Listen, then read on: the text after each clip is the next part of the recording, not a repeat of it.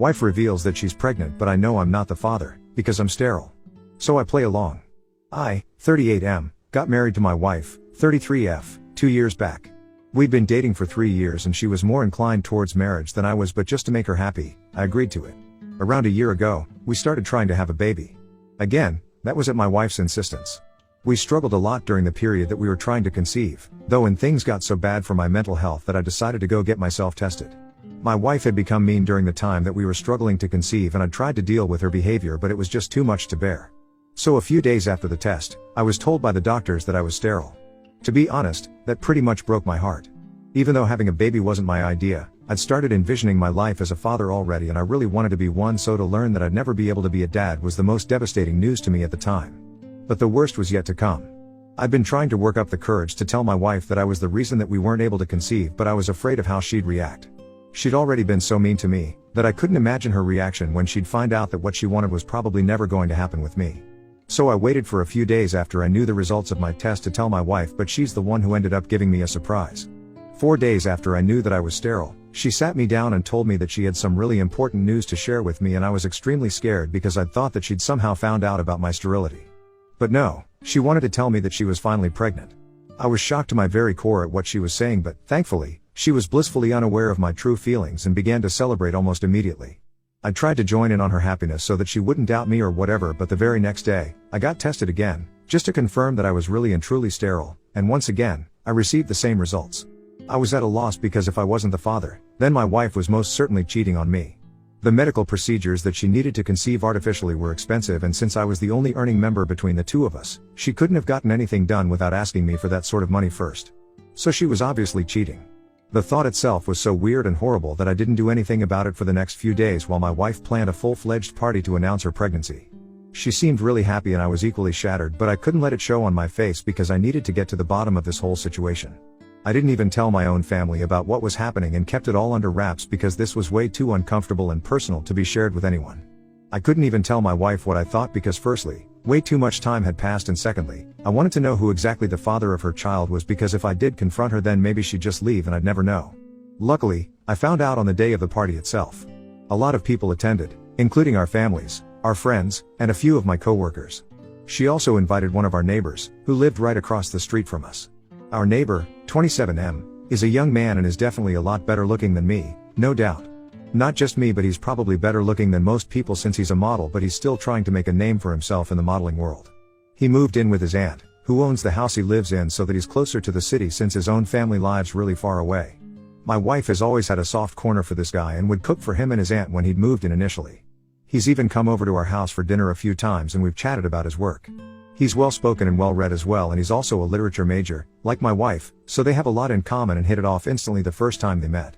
I never had anything against the guy since he seemed sweet enough and I trusted my wife, too. But when he entered the house on the day of our party and my wife's eyes lit up, I could sense that something had changed. She made a beeline for him as soon as he walked in and they hugged each other for longer than she'd hugged any of the other guests. Nobody else seemed to notice this, but I did, and I could tell that they had something brewing, but I just needed a way to confirm it. So I decided to excuse myself to go to the loo, but headed to the bedroom instead and opened up my wife's laptop. I'd been able to check her phone while she was asleep a few days after she told me she was pregnant, but I hadn't found anything suspicious. Getting to her laptop had proved to be a little more difficult since whenever I was home, she was constantly watching something or typing something on it. Whenever I'd ask her what she was doing, she'd turn the screen away from me and tell me that she was working on her novel. That had been going on for months and I'd respected her privacy because I'd actually thought that she was working on a novel. Now, the situation had changed and I was pretty sure that there was no novel and it was just an excuse to hide the contents of her laptop from me. Thankfully, there was no password or anything I had easy access to. After some digging, I was able to find another email account in addition to her real one. I switched to that one and went through the emails that had been sent and received. I went through those emails and they were full of confessions of love from my wife and also the other guy, our neighbor. I recognized the email address since he was using his real name. And in the more recent emails, she was telling him that she was pregnant. He didn't take it kindly and was upset about it, so the mail stopped for a while, presumably because he'd wanted to end things, but my wife wasn't going to let him go. Eventually, I got the worst email of them all, where she was telling him that she'd spoken to a friend of hers who is a lawyer and she'd help her file for divorce right after the baby is born. The reason she'd even tried to convince me to have a baby with her was so that she'd get both the alimony and the child support after the divorce so that she could take off with our neighbor a few months after and live happily ever after. I was horrified when I read that, and I can still feel the nauseating feeling take over me whenever I think about that email. Anyway, I quickly shook off whatever I was feeling and got back to work and took several pictures of the email on my phone before shutting it down and keeping it back where I'd found it. I was less concerned about the cheating and more disgusted by what my wife was trying to do. Cheating was one thing, but trying to trick me into having a child with her and then making me pay all that money just so she could fund her dream life with her struggling boyfriend was so psychotic. And the cherry on top was that she was such a great actress that I hadn't suspected a thing yet. Her happiness was almost disturbing, but I was so angry about all of this that I decided to go the extra mile and take my revenge. I'd made up my mind to play along, and then I dropped the bomb on her when she was least expecting it. There was no way I was going to let her just get away with it without feeling the hurt, betrayal, and frustration that I'd been feeling when I found out about her dishonesty. Call me a psycho, but I did what I had to do. So for the next 9 months, I played the perfect husband/father-to-be. It was tough knowing that she was lying through her teeth to me all this while, but the more she lied and pretended to be happy with me, the more it strengthened my resolve to see this through. I attended every meeting with her doctor and made sure she took all her vitamins on time and was the best husband that one could ask for. Then, finally, a few days ago my wife went into labor. I was extremely nervous because who wouldn't be in my situation? But I put that all aside and took her to the hospital all by myself.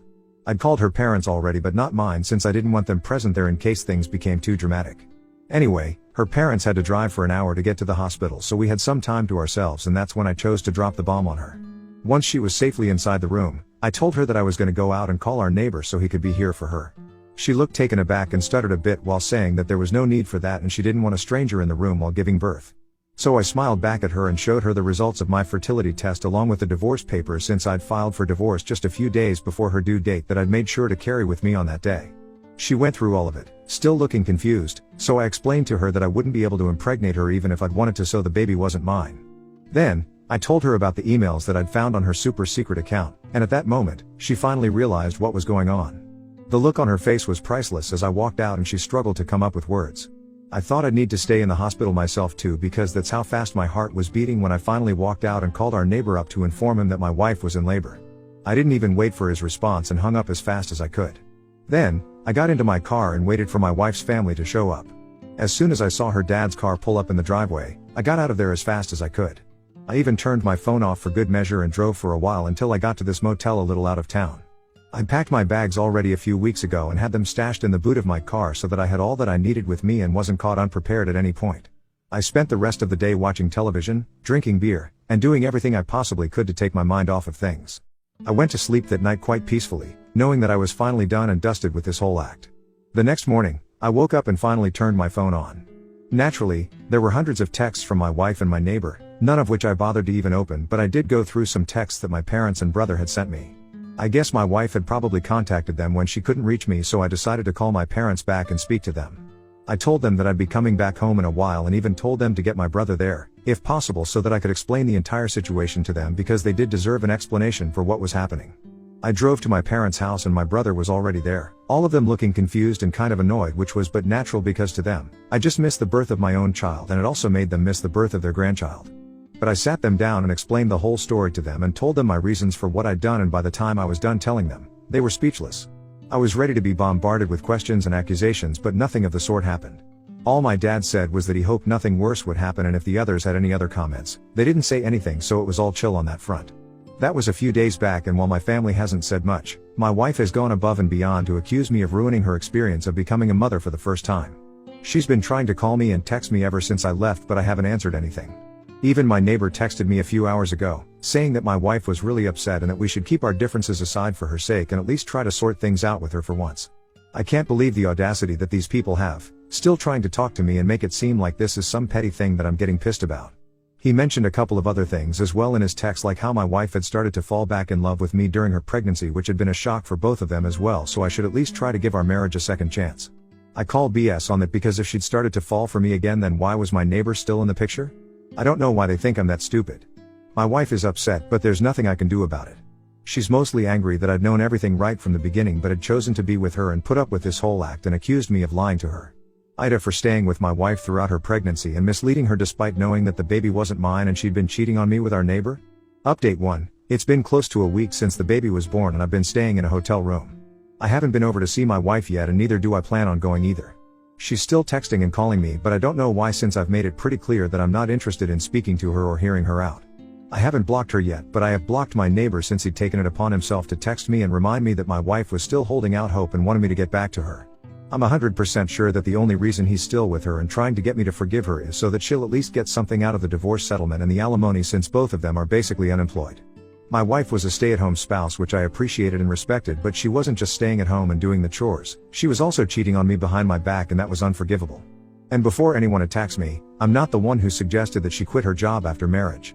In fact, I was quite supportive of her back when we were dating and she used to work, but she's the one who said she wanted to quit and take care of our home instead, so I didn't stand against that either, since it was her choice and I earned well enough.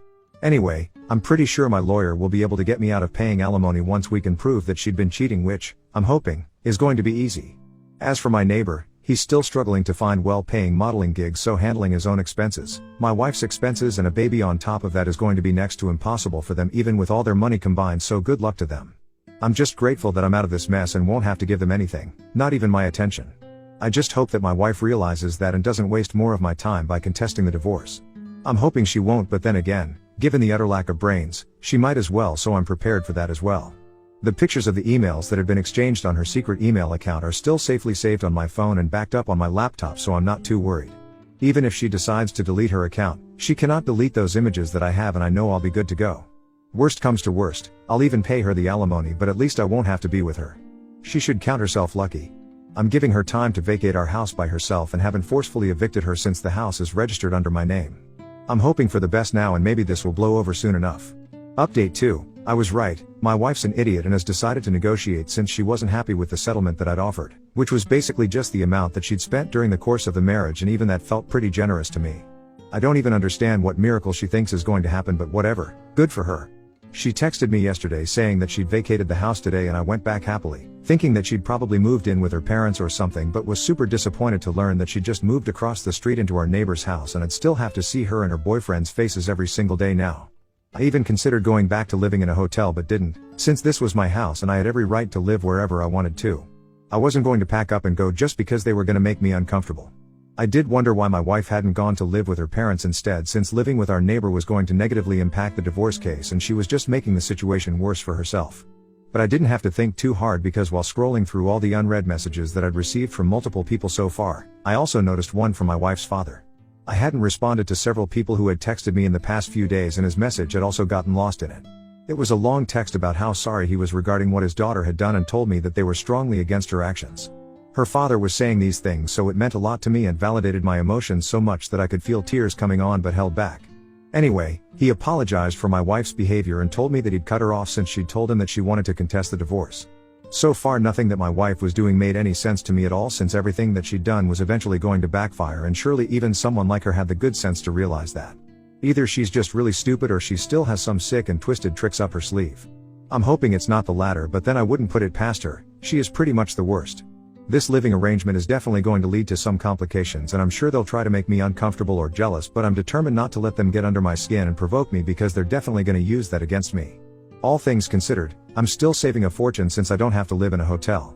So, it's been a month since the negotiations for my divorce settlement began, and so far, it's going pretty badly for my wife.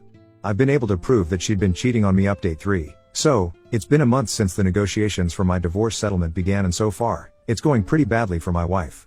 I've been able to prove that she'd been cheating on me, and she'd even made my job easier by moving in with the guy I'd accused her of cheating on me with, so there was no question about the validity of my claims.